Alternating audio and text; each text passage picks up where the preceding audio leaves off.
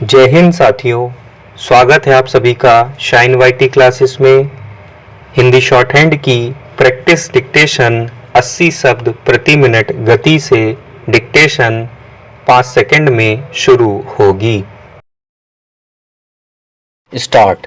महोदय, इस सम्मेलन की तैयारी इसमें निहित भारी कार्य की दृष्टि से ही नहीं बल्कि विविध अवधारणाओं और परस्पर विरोधी विचारों के तालमेल की आवश्यकता की दृष्टि से भी बहुत कठिन कार्य था।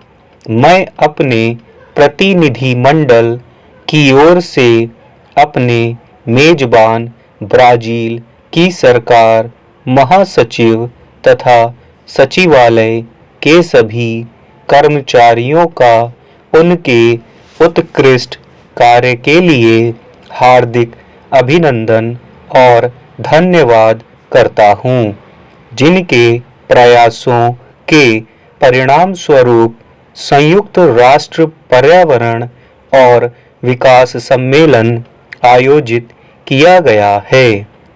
जब मैं यह कहता हूँ कि श्रीमती इंदिरा गांधी द्वारा 1972 में दिया गया प्रारंभिक वक्तव्य इस सम्मेलन पर भी समान रूप से लागू होता है, तो मेरा अभिप्राय यह नहीं कि उसके पश्चात परिस्थितियां यथा रूप चल रही हैं, बदली नहीं हैं, वे बदली है, किंतु स्टॉकहोम में शुरू हुई प्रक्रिया के बीच जो जैविक संबंध है उसको नकारा नहीं जा सकता। परिस्थितियों को ध्यान में रखकर चलना पड़ेगा। यदि स्टॉकहोम सम्मेलन में पर्यावरण को राष्ट्रीय और अंतर्राष्ट्रीय कार्यसूची में शामिल किया गया तो बाद के वर्षों में यह कार्यसूची का शीर्ष विषय बन गया।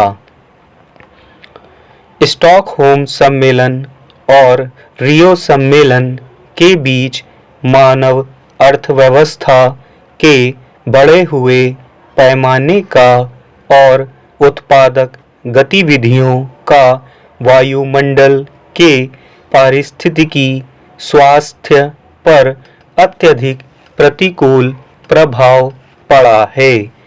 उत्तर में संसाधन गहन, कभी-कभी अंधाधुंध आर्थिक विकास का विश्व पर्यावरण पर प्रतिकूल प्रभाव पड़ा है, जबकि दक्षिण में अत्यधिक गरीबी के दबाव और 3 बिलियन लोगों के वंचित हो जाने के कारण पर्यावरण पर दबाव अत्यधिक तेज हुआ है।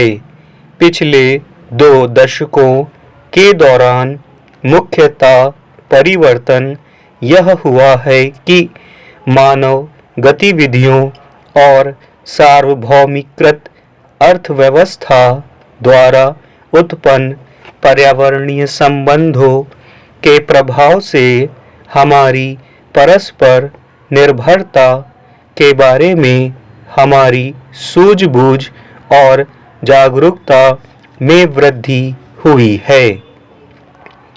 भारत में औपचारिक पर्यावरणीय योजना 1972 में श्रीमती इंदिरा गांधी द्वारा शुरू की गई थी। हमारा नीतिगत ढांचा हमारे विस्तृत संस्थागत, कानूनी और क्षमता निर्माण कार्यों में प्रतिबिंबित होता है। कानूनी कार्य और संस्थागत अवसंरचना के बीच सामंजस्य, वन्य जीवों और वनों की सुरक्षा, वायु और जल तथा मृदा प्रदूषण के निवारण एवं हमारे बृहद जैवीय विविधता के संरक्षण के लिए प्रचालन स्तरों पर बढ़ती हुई चिंता को प्रतिबिंबित करता है। विकास आयोजन में पर्यावरणीय अवधारणाओं को शामिल करने का भारत का अनुभव अंतर्राष्ट्रीय महत्व का है। हम समस्त विश्व को प्रदूषण रहित बनाना चाहते हैं। महोदय, लेखकों से मिलना सदा ही विशिष्ट सुअवसर होता है और आप सबका हमारी राजधानी में स्वागत है। लेखकों में अन्य लोगों की अपेक्षा अधिक अंतःदृष्टि और भावप्रवणता होती है। लेखक ने मनुष्य के मन को सशक्त रूप से प्रभावित किया है और उसकी चेतना और संवेदना को बढ़ाया है। लेखक और कवि मानव की अंतरंग आकांक्षाओं को वाणी प्रदान करते हैं।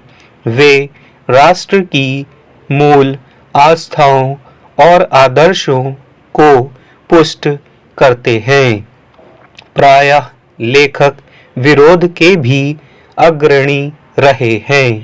उन्होंने विदेशी शासन और स्वदेश में सामाजिक अन्याय के विरुद्ध भी आवाज उठाई है। भारत में भी हमारे स्वतंत्रता आंदोलन और समाज सुधार आंदोलन के बहुत से नेता स्वयं बड़े अच्छे लेखक रहे। कुछ अन्य का लेखकों और विचारकों से निकट का संबंध रहा। यह होना स्वाभाविक ही है, क्योंकि तब तक कोई भी राजनीतिक या सामाजिक कायापलट नहीं हो सकती जब तक कि उसी के समान बौद्धिक प्रयास भी ना हो। चिंतन और कृति दोनों ही सामाजिक शक्तियों के अन्वेषी विश्लेषण से जन्मने चाहिए। वह वही अन्वेषण है जिसने फ्रांस में क्रांति के नेताओं को जन्म दिया। रूस में इसने लेनिन और गोर्की को और भारत में टैगोर, गांधी और नेहरू को पैदा किया।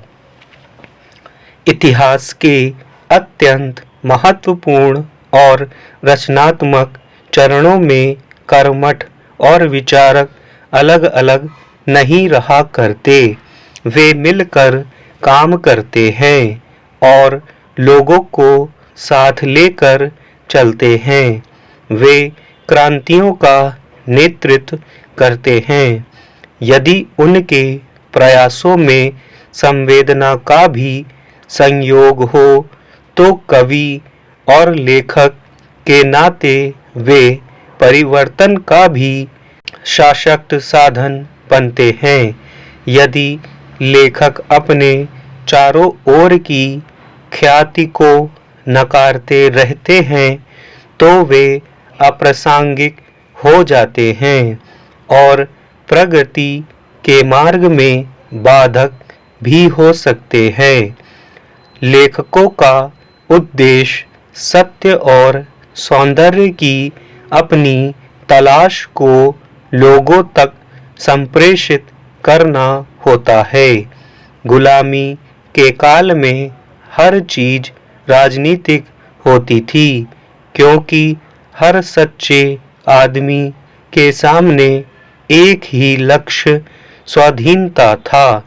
स्वाधीनता प्रेम ही प्रत्येक सृजनात्मक प्रयास का केंद्र होता था।